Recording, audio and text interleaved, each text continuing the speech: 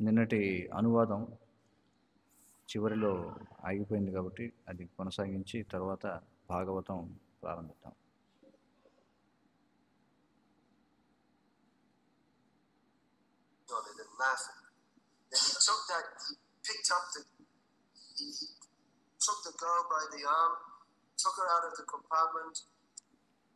నిన్న మనం చెప్పుకున్నాం, ఒక యువతి ఆమె రైల్వే స్టేషన్లో ఒక ఫస్ట్ క్లాస్ కంపార్ట్మెంట్లో చూడడానికి చాలా హుందాగా మంచి వస్త్రాలు ధరించినటువంటి ఒక వ్యక్తి దగ్గరికి వెళ్ళి అతడికి కృష్ణా పుస్తకాన్ని చూపించింది.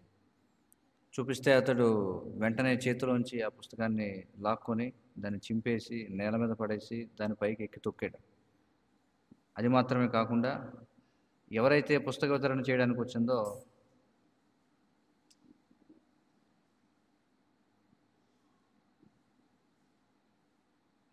started jumping on it and laughing. Then he took the girl by the arm. ఆ పుస్తకం ఇవ్వడానికి వచ్చిన ఆవిడని పట్టుకున్నాడు, చేతి పట్టుకున్నాడు. Took her out of the compartment లోంచి లాక్కొచ్చాడు. Took her to the door. తలుపు దగ్గర తీసుకొచ్చాడు. Threw her out so violently that she fell down and fractured her shoulder. ఆమెను తీసుకొచ్చి ఆ ట్రైన్ కంపార్ట్మెంట్ లోంచి చాలా హింసాత్మకంగా బయటికి విసిరేశాడు. విసిరేస్తే ఆమె బయట ప్లాట్ఫామ్ మీద పడిపోయి ఆమెకు చెయ్యి ఇరిగిపోయిందన్నమాట. So actually he was a very successful banker and he was visiting Paris on business and ఆ వ్యక్తి వాస్తవానికి చాలా విజయవంతమైనటువంటి బ్యాంకింగ్ పరిశ్రమలో ఒక వ్యక్తి అన్నమాట, చాలా పెద్ద వ్యక్తి. అతడు ప్యారిస్ నగరాన్ని సందర్శిస్తున్నాడు. ప్యారిస్ నుంచి ఈ సంఘటన జరిగింది ప్యారిస్లో. ప్యారిస్ నుంచి అతడు సమావేశం ముగించుకొని మళ్ళీ స్పెయిన్కి వెనక్కి తిరిగి వెళ్తున్నాడు. I'll take it home and show my wife what a stupid book it is and how I ripped it. So he brought it into his home and he left it on the table and then he just forgot about it. And అయితే ఏం చేశారంటే తాను చేసినటువంటి ఘనకార్యం ఏదైతే ఉందో అది ఇంట్లో తన భార్యకి చూపించడం కోసం ఆ నేల మీద పడేసి తొక్కిన పుస్తకాన్ని మళ్ళీ పట్టుకెళ్ళి తన భార్యకి చూపిద్దామని చెప్పి తను ఏం చేశాడు ఇవాళ అనేది. అలా దాన్ని తీసుకెళ్ళి ఇంటికి తీసుకెళ్ళి ఎక్కడో ఒక బల్ల మీద పెట్టి మర్చిపోయాడు. This servant, actually in the Western countries to have a servant you have to be very rich. So the servant saw it and she thought he was put there for her to repair. అయితే ఆ ఇంట్లో పనిచేసే ఒక పని మనిషి, పాశ్చాత్య దేశాల్లో అసలు పని మనిషి ఇంట్లో ఉండడం అంటే ఆ వ్యక్తి చాలా గొప్పవాడై ఉండాలన్నమాట, లేకపోతే ఇంట్లో పనివాడు ఉండడం అనేది ఎక్కడ ఉండదు. అయితే ఆమె బల్ల మీద పుస్తకం చూసి ఓహో యజమాని తనకే పుస్తకం బాగు చేయమని అక్కడ పెట్టుంటాడేమో అని చెప్పి ఆమె దాన్ని పుస్తకం తీసుకొని బాగు చేసిందట. చక్కగా దాన్ని మళ్ళీ సదిరి అట్ట వేసి దానికి పుస్తకాల షెల్ఫ్లో పెట్టిందంట తీసుకువెళ్ళి.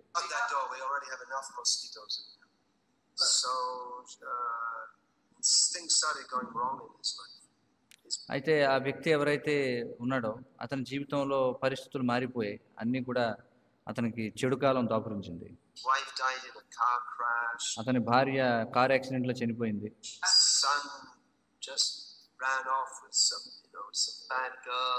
కొడుకేమో ఎవరో ఒక చెడ్డ యువతితో లేచిపోయాడు.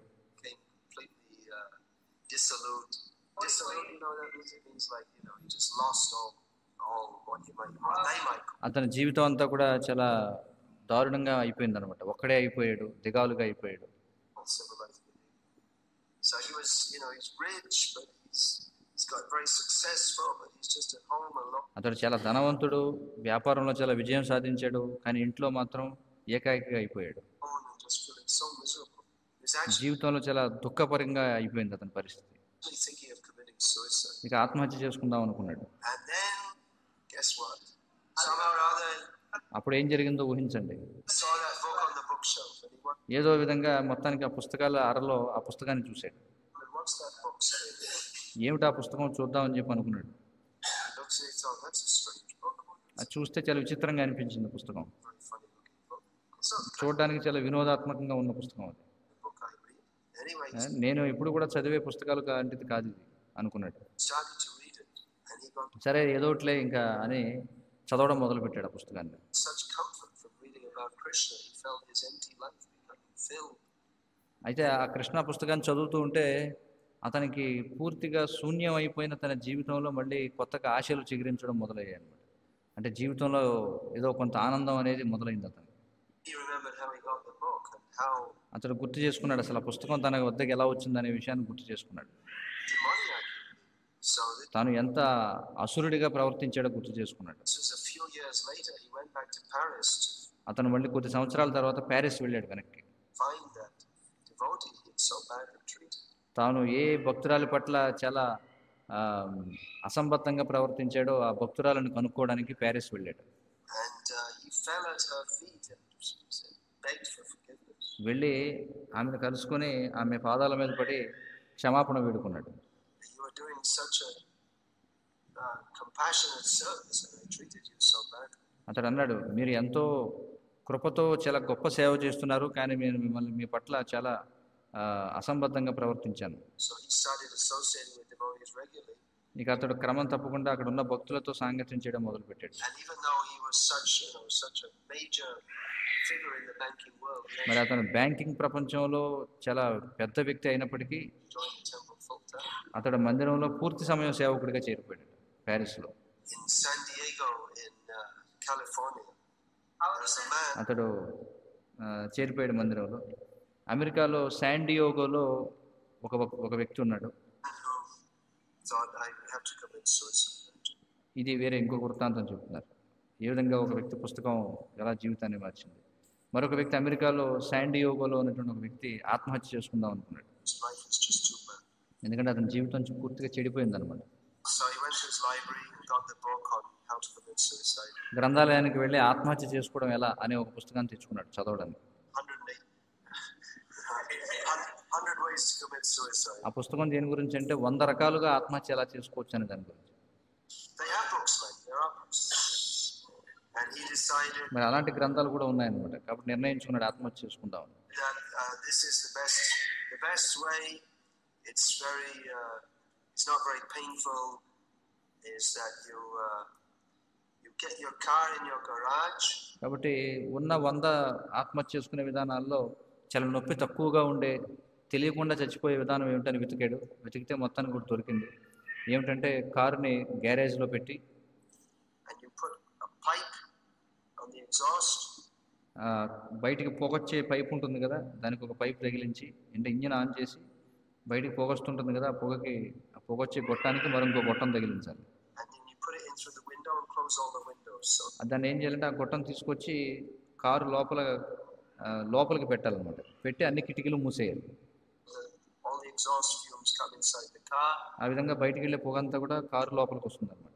Then gradually by taking in the exhaust fumes, you just gradually kind of fall asleep and then you die. ఆ పొగ పీల్చుకుంటే కొంతసేపటికి మొత్తం వచ్చేసి సొమ్మసిల్లిపోయి మరణిస్తాడు. అది బాగుంది అనుకుని అలా చేశాడు అనమాట. From carbon monoxide poisoning. ఎందుకంటే దాన్ని కార్బన్ మోనాక్సైడ్ పాయిజనింగ్ అని చెప్పి అంటారు. Turn on the engine. It takes, it's not painful, but it takes it's quite a long time. అయితే ఇంజిన్ ఆన్ చేశాడు, అనుకున్న విధంగానే గొట్టం లోపలికి పెట్టాడు. కానీ అది వెంటనే అది నొప్పితో కూడుకున్నది కాదు, వెంటనే అయిపోయేది కాదు కదా, సమయం పడుతుంది. కాబట్టి లోపల కూర్చున్నాడు కారులో. So he's an American. You got to do something every second. మరి అతను అమెరికా వాడు కాబట్టి కుదురుగా కూర్చోలేడు అనమాట. ప్రతి క్షణం ఇదోటి చేయాల్సిందే. He was getting bored waiting to die. మరి ఇంకా చావు రావట్లేదని చెప్పి అతను విసుగ్గా ఉందన్నమాట కారులో. What I should do? What can ఏం చేయాలి ఇప్పుడు, ఏం చేయాలి, చేతులు ఏం పాల్పోవడం, చేతులు దురదగా ఉన్నాయి, ఏదో ఒకటి చేయాలనుకున్నాడు. I do while I'm sitting here waiting to die? ఈ విధంగా మరణించడానికి వేచి చూస్తూ ఏదో ఒకటి చేయాలి, ఖాళీ కూర్చుంటే ఎలా అనుకున్నాడు.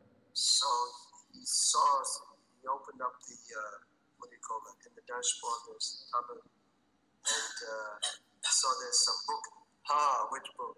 So Srila Prabhupada's Beyond Birth and Death. అయితే ఏం చేద్దాం కారులో తడుముకుంటున్నాడు. ఒక డాష్ బోర్డ్ ఇలా తెరిస్తే అందులో జన్మ మృత్యువులకు అవతల అనే ఒక పుస్తకం దొరికిందనమాట. శ్రీల ప్రభుపాద వారి చిన్న పుస్తకం.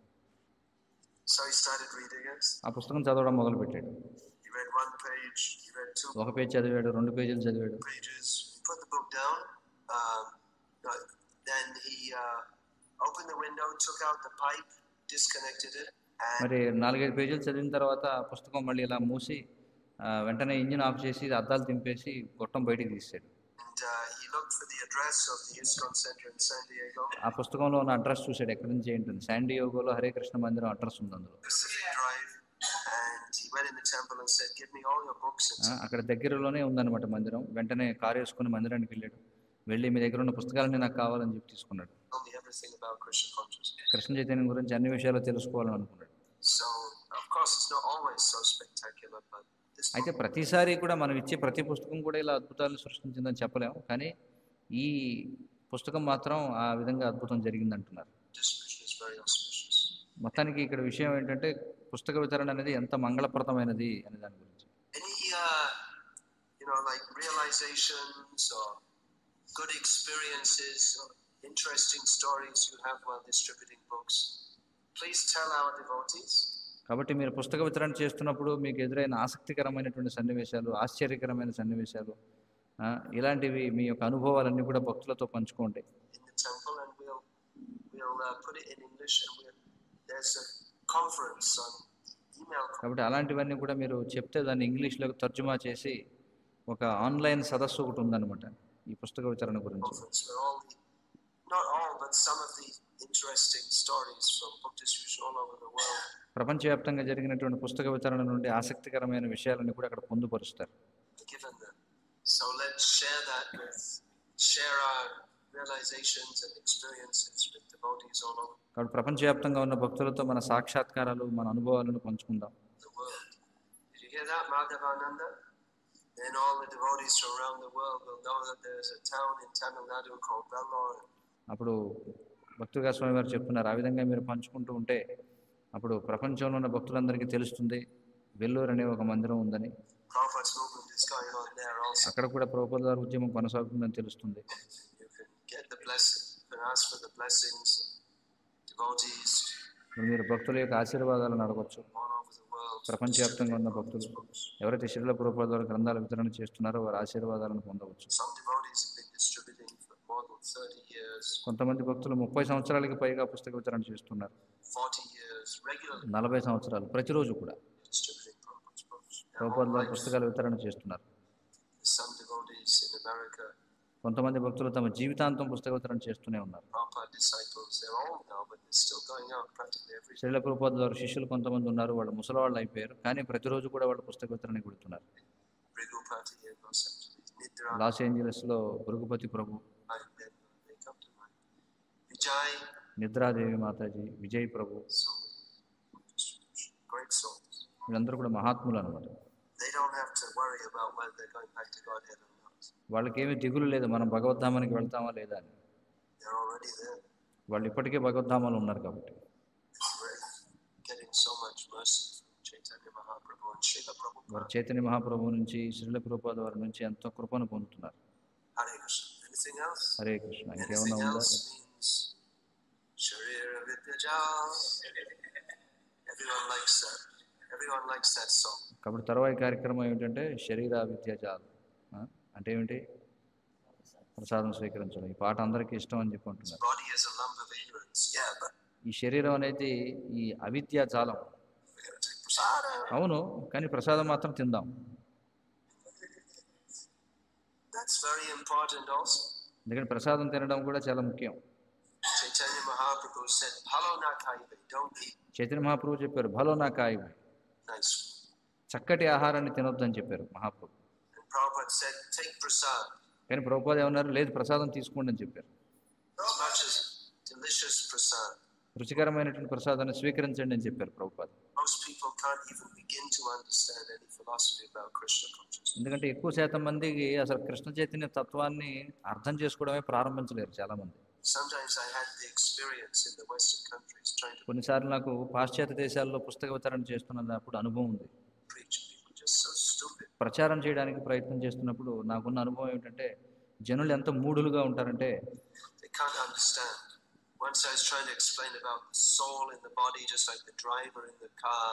ఒకసారి నేను పాశ్చాత్య దేశాల్లో ఒక వ్యక్తికి ఆత్మకు శరీరానికి మధ్య భేదాన్ని వివరించడానికి కోసం అని ఉదాహరణ ఇచ్చారనమాట, కారు డ్రైవరు అని చెప్పి. This man said, "Well, don't you think it's not proper for monks and sadhus to have cars?" నేను ఆ విధంగా ఉదాహరణ చెప్పడానికి ప్రయత్నిస్తే అవతల వాడు ఏమన్నాడంటే, ఏమయ్యా సాధువులకి కారులతోటిని డ్రైవర్లతోటి ఏం పని అన్నాడంట. సాధువులకి ఇలాంటి విషయాల్లో ఆసక్తి ఉండకూడదని నీకు అనిపించట్లేదా అని చెప్పి వాడు తిరిగి అన్నాడు. How do you preach to people like that? మరి అలాంటి వాళ్ళకి ఏం ప్రచారం చేస్తాం?